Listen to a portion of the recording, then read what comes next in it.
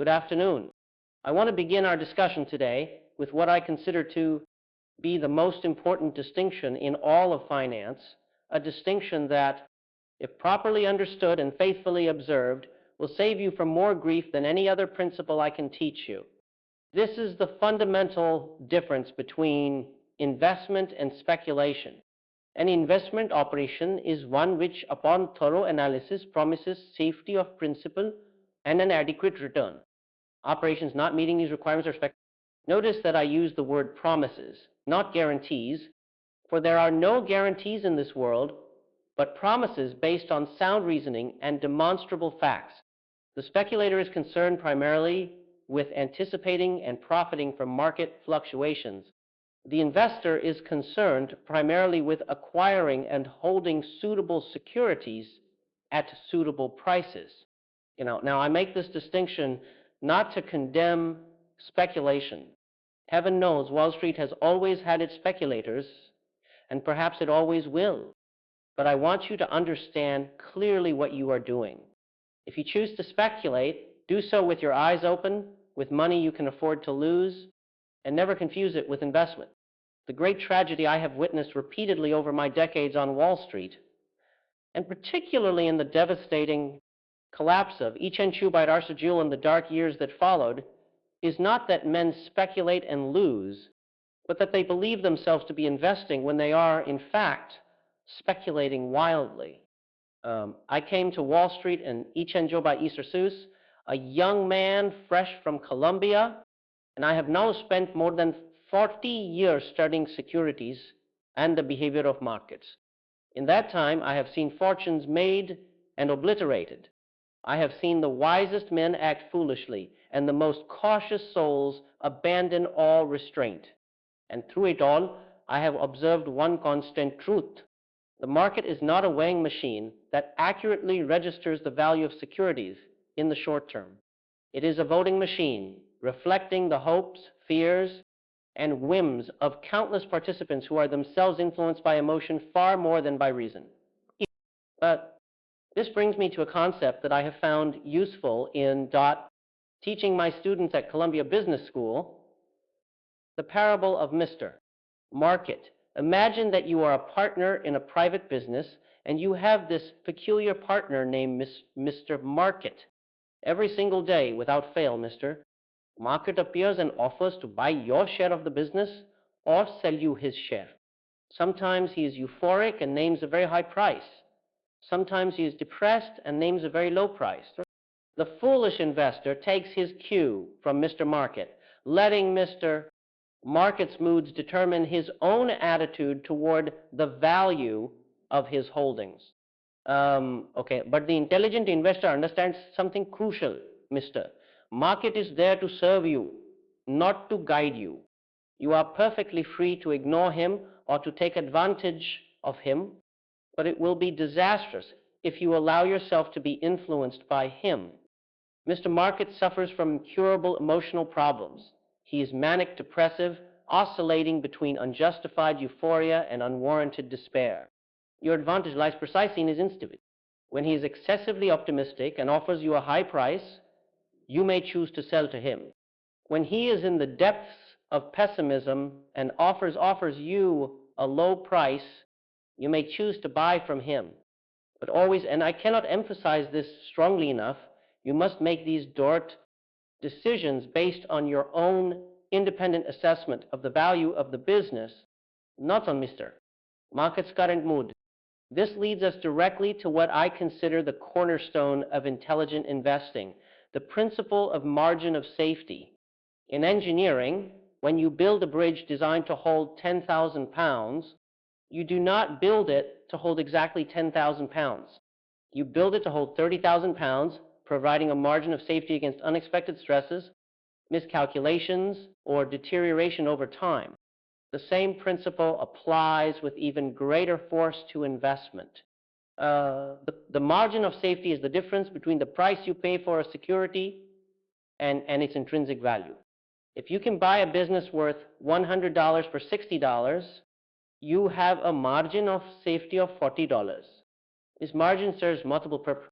First, it compensates for human error in your calculations, and I assure you, we all make errors in our estimates of value. Second, it protects against unfavorable developments in the business or the economy. Third, and perhaps most importantly, it provides the mathematical foundation for profit. The larger your margin of safety, the greater your potential return, and the smaller your risk of loss. But here we encounter a psychological difficulty. The time to buy securities is precisely when you are most frightened, when Mr. Market is offering them at the lowest prices. Conversely, the time to be cautious is when you feel most optimistic, when everyone around you is making money, when your neighbor tells you about his latest killing in the market. This is the cruel paradox of investing. What feels safe is often dangerous, and what feels dangerous is often safe. I remember the autumn of Etienne Joubert Arcejeul with perfect clarity. The market had been rising for years. Everyone had a theory about why the old rules no longer applied. We were told that we had entered a new era in which prosperity was permanent and stock prices would continue rising indefinitely. Common stocks were selling at 25, 30, even 40 times their earnings. But people were not thinking about earnings. They were thinking about next week's price, next month's price.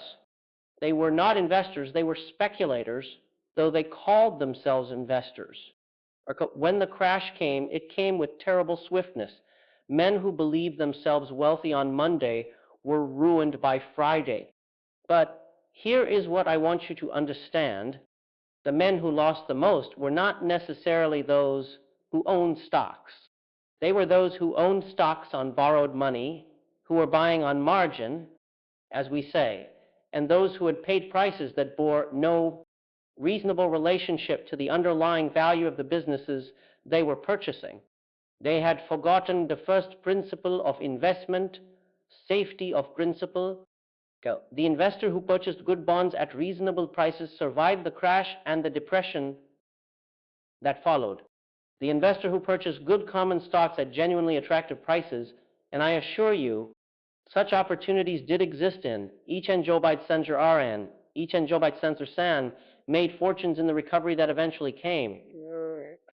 But the speculator who bought anything at any price in Etienne Joubert Arcepad and Etienne Joubert Arcejeul was destroyed, no matter how fine the underlying businesses might have been. Okay, let me give you a concrete illustration of how margin of safety functions in practice. Consider a public utility company earning $5 per share annually. Such companies, because of their stable and regulated nature, have historically sold at relatively modest multiples of earnings.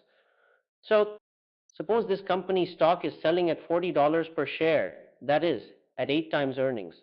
Your analysis of the company's assets, earnings power, and prospects suggests that a conservative estimate of its intrinsic value is $60 per share. Okay. Should you buy? You have a margin of safety of $20, or 33% below your estimate of value. This provides some protection, but let us examine it more carefully. If your estimate is optimistic by 20%, and such errors are common, the true value is $48, giving you only a modest margin. But suppose instead that the stock is selling at $30.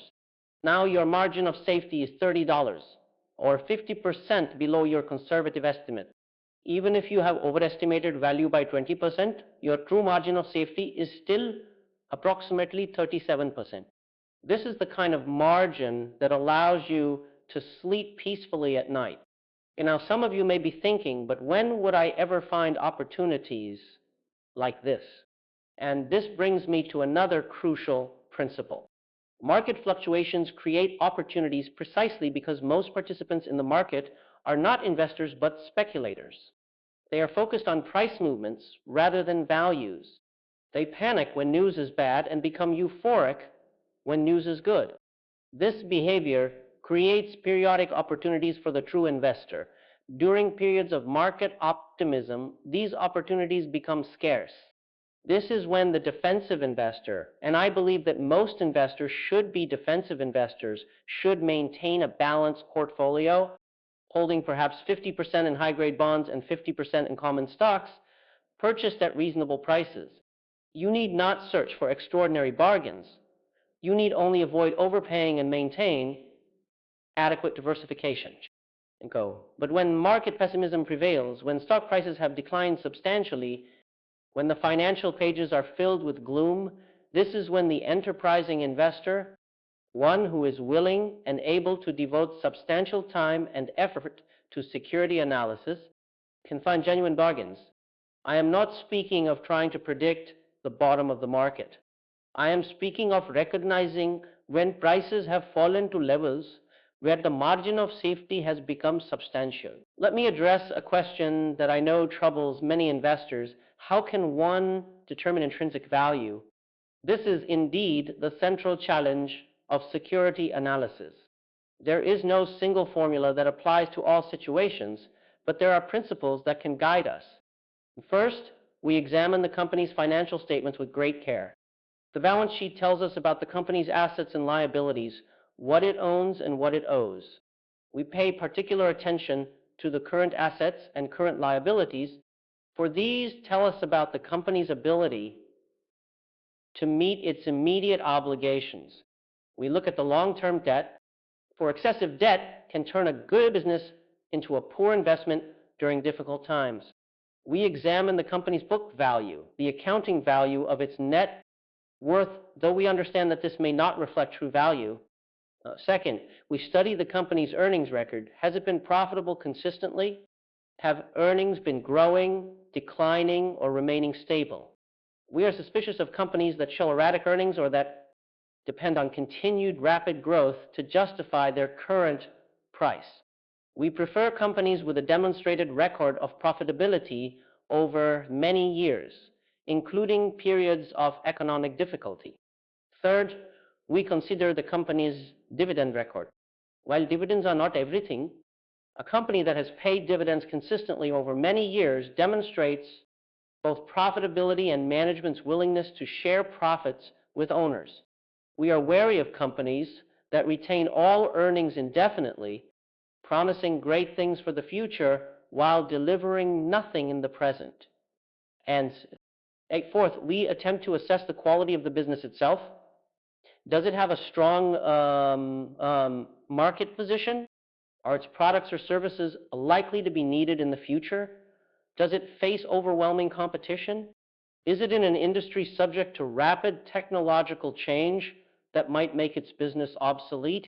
While these qualitative factors are harder to measure than financial statistics, they are nonetheless important. Having analyzed these factors, we attempt to arrive at a reasonable estimate of intrinsic value.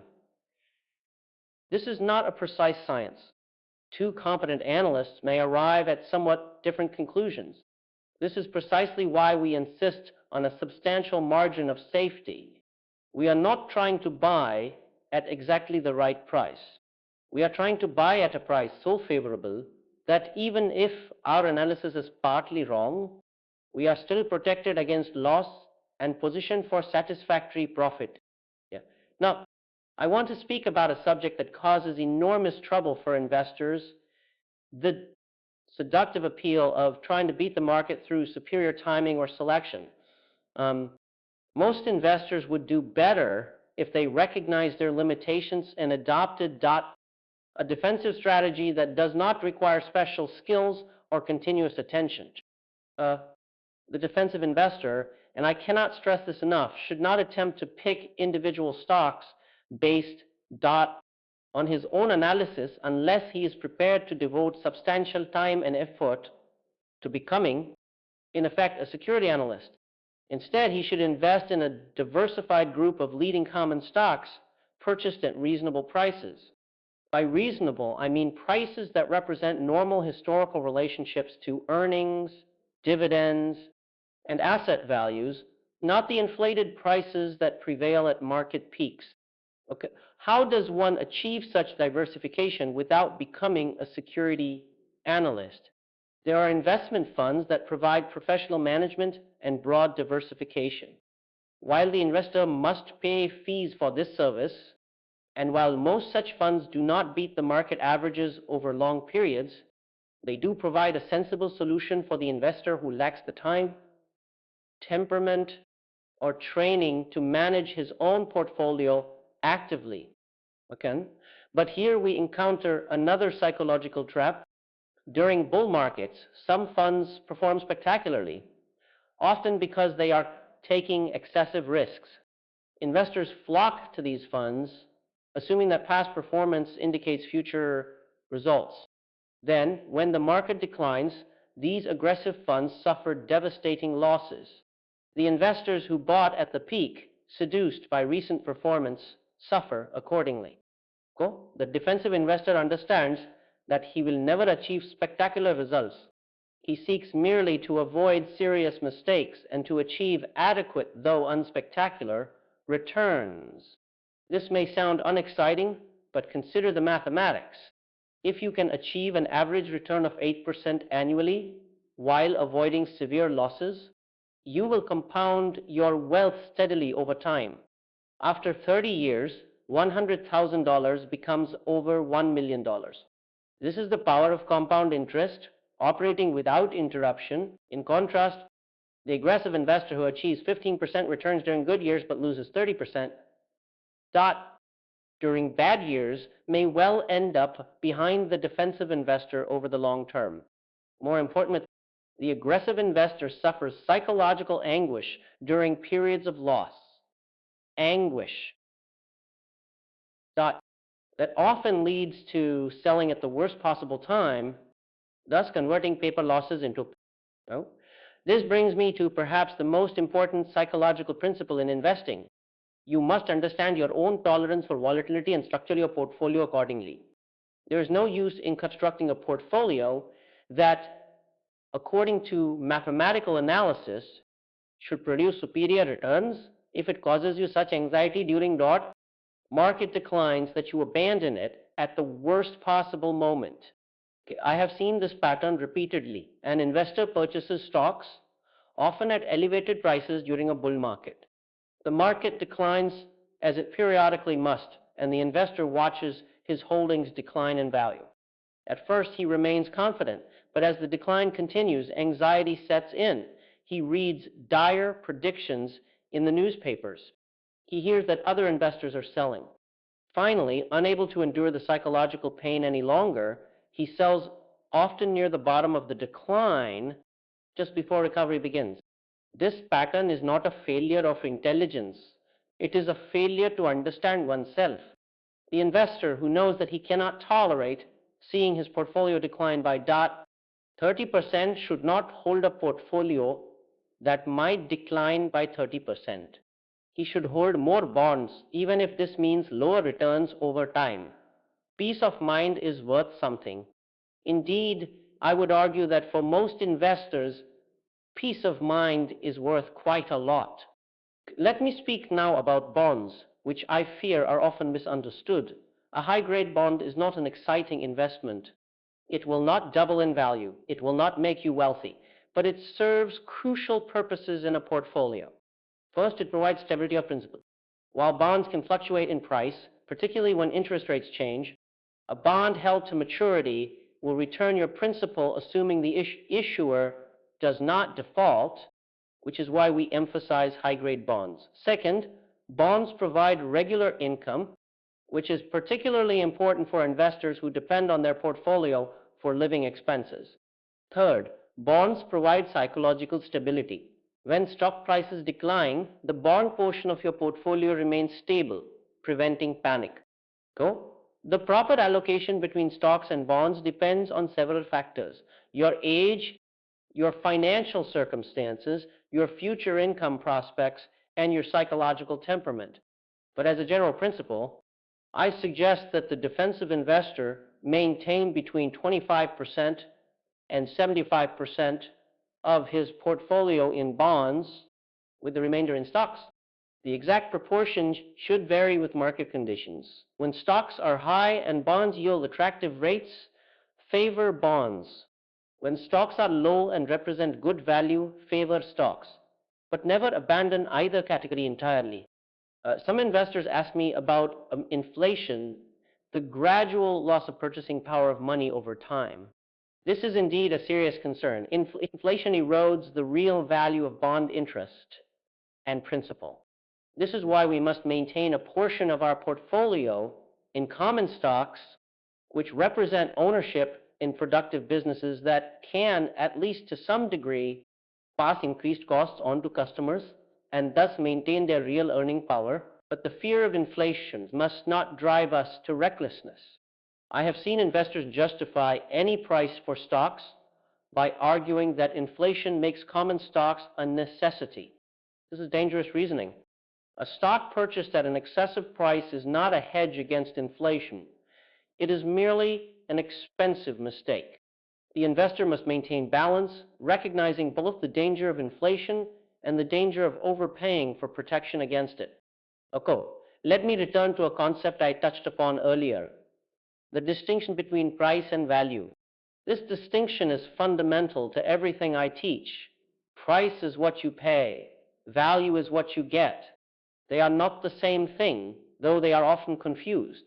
In an efficient market, one in which all participants are rational and have access to the same information, price and value would tend to coincide. But markets are not efficient in this sense. They are populated by human beings with all their emotional frailties, their tendency to follow the crowd, their alternating moods of optimism and pessimism. This inefficiency is precisely what creates opportunity for the intelligent investor. When Mr. Market is in a pessimistic mood, prices fall below values. When he is optimistic, prices rise above values.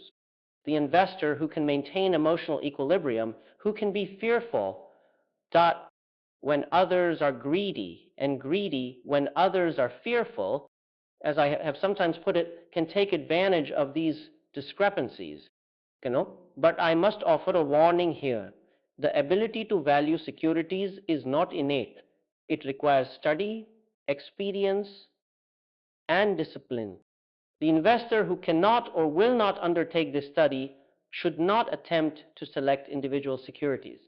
This is not a character failing. We all have our areas of competence and incompetence. I am a capable security analyst, but I would make a poor surgeon, engineer, or farmer. There is no shame in recognizing one's limitations. Indeed, such recognition is a mark of wisdom. Okay? For the investor who cannot devote the necessary time to security analysis, the solution is simple. Construct a diversified portfolio of common stocks representing leading companies in various industries, purchased at reasonable prices, and hold them permanently unless there is strong evidence that a serious mistake has been made. Supplement this stock portfolio with high-grade bonds in proportion to your need for stability. Rebalance periodically to maintain your chosen allocation. This simple approach, consistently followed, will produce adequate results without requiring special skill or causing undue anxiety. But some of you, a minority, I suspect, will wish to take a more active approach. You will become enterprising investors attempting to achieve superior results through careful analysis and selection. If you choose this path, I have several pieces of advice. First, understand that you are competing against professional analysts who devote their full time to this work. You must be prepared to work as hard as they do. You must read financial statements, study industries, compare companies, and maintain discipline in your valuations. This is not a casual hobby. It is demanding work. And second, focus your efforts where you are most likely to have an advantage. Do not attempt to predict the movements of the overall market. This is futile. Do not attempt to analyze companies in rapidly changing industries where the future is highly uncertain. This plays to the advantage of those with superior information. Instead, look for relatively stable companies that are temporarily out of favor, selling at prices that provide a substantial margin of safety. Look for what we call special situations. Companies undergoing reorganization, companies with hidden assets not reflected in their stock price, companies that are candidates for merger or acquisition. Third, maintain emotional discipline. This is perhaps the hardest requirement of all. You must be willing to look foolish in the short term. When you buy stocks that are out of favor, others will think you are making a mistake. When your purchases decline further in price, you must have the courage to buy more if your analysis remains sound. When your holdings eventually rise to fair value, you must be willing to sell, even if others predict further gains. Fourth, understand the role of diversification. Some investors believe that if they carefully select a small number of securities, they need not diversify. This is arrogant. No matter how thorough our analysis, we can be wrong. A company can be struck by unforeseen difficulties. An industry can be disrupted by unexpected competition. Diversification is our protection against our own ignorance. I suggest holding at least 10 to 15 different securities, spreading your investments across different industries. This provides adequate diversification without creating an unmanageable portfolio. Let me address a question that often arises. What about the very wealthy investor? Does this philosophy apply to someone with millions of dollars? I would argue that it applies with even greater force. The wealthy investor has already won the game, so to speak. His primary goal should be not to lose what he has accumulated. This calls for a conservative approach, not an aggressive one. Yet I have often observed the opposite. Wealthy investors, emboldened by their past success, take excessive risks, sometimes losing substantial portions of their wealth in ill-conceived speculations. The mathematics of investment are unforgiving. If you have $500,000 and lose half of it, you need a 100% gain just to return to where you started. If you have $500,000 and achieve a modest 8% annual return, you will have over $1 million in 10 years without taking excessive risk. Why gamble with money you do not need? I have titled one of my books, The Intelligent Investor, and I want to clarify what I mean by intelligence in this context. I do not mean a high IQ or advanced mathematical ability. I mean emotional intelligence, the ability to control one's own psychology, to remain rational when others are irrational, to think independently rather than following the crowd. The most brilliant mathematician will fail as an investor if he cannot control his emotions. The person of average intelligence who can maintain discipline and patience can succeed. This leads me to what I call the four most dangerous words in investing. This time is different. Every speculative mania in history has been justified by the belief that something fundamental has changed, that the old rules no longer apply. In the Ich Joe Baidarses, we were told that we had entered a new era of permanent prosperity. In subsequent decades, there have been other new eras, each with its own justification for excessive valuations. But the fundamental principles of investment do not change. A stock is worth the present value of its future cash flows. When prices exceed this value by a large margin, danger lurks. When prices fall substantially below this value, opportunity presents itself. I have sometimes been criticized as being too conservative, too focused on avoiding loss rather than maximizing gain. Let me address this directly. Over my career, I have seen far more capital destroyed by aggressive pursuit of profit than by conservative preservation of capital. I have seen speculators turn modest sums into large fortunes, only to lose everything by continuing to speculate. I have seen investors achieve steady, if unspectacular, returns that compound into substantial wealth over time. Which approach is truly more profitable? I would argue that the conservative approach, consistently followed, produces superior results for most investors over most time periods. But even if this were not true, even if the aggressive approach sometimes produced higher returns, the conservative approach has one overwhelming advantage. It allows you to sleep at night. And in my experience, an investor who can sleep at night is more likely to maintain his strategy during difficult periods than an investor who is constantly anxious about his holdings. Now, let me share with you a principle that has guided my own investing over the decades. Never count on making money in the stock market. Consider the dividends and interest you receive as your return and regard any profits from price appreciation as a bonus that may or may not occur. This attitude protects you from disappointment and from the dangerous tendency to assume that past gains predict future gains. When I managed the Graham Newman Corporation, we followed strict rules for purchasing securities. We required a margin of safety of at least 1/3 below our estimate of intrinsic value. We diversified among many securities, never placing too much capital in any single situation. We held securities only until they reached our estimate of fair value, then sold and moved on to new opportunities. We did not predict what the market would do. We simply took advantage of what the market actually did.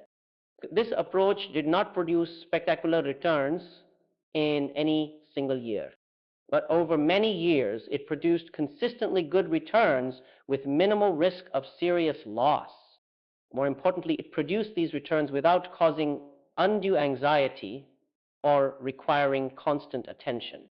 This is what I mean by intelligent investing, an approach that is both rational and practical, that protects your capital while allowing it to grow. As I near the end of my remarks today, I want to reflect on what I consider to be permanent versus temporary in markets. The temporary elements are obvious: current prices, current opinions, current market trends. These fluctuate constantly, driven by news, emotion, and the changing psychology of crowds. The investor who focuses on these temporary elements is destined for anxiety and likely disappointment. But there are permanent elements as well. The fundamental principle that a business has an intrinsic value based on its earning power and assets, this is permanent. The tendency of markets to overreact in both directions, this is permanent. The mathematical advantage of buying at a discount to value, this is permanent. The power of compound interest operating over long periods, this is permanent. These permanent principles are your foundation as an investor. Build on them and you build on rock. Ignore them and you build on sand. I want to close with a thought about the purpose of investment. For most people, investment is not an end in itself, but a means to an end. You invest to provide for your family, to fund your retirement, to achieve financial security. These are worthy goals. They are not served by speculation, by the pursuit of quick profits, by following the latest market fashion. They are served by patient accumulation of sound securities, purchased at reasonable prices, held for the long term. Okay? If you take nothing else from my teaching, remember this: an investment operation is one which, upon thorough analysis, promises safety of principal and an adequate return. Hold fast to this definition. Be honest with yourself about whether your operations meet this standard. Have the courage to be a defensive investor. If you lack the time, temperament, or training to be an enterprising investor, above all, maintain your margin of safety in your valuations, in your portfolio structure, and in your expectations. And the intelligent investor is not the one who makes the most money in the shortest time.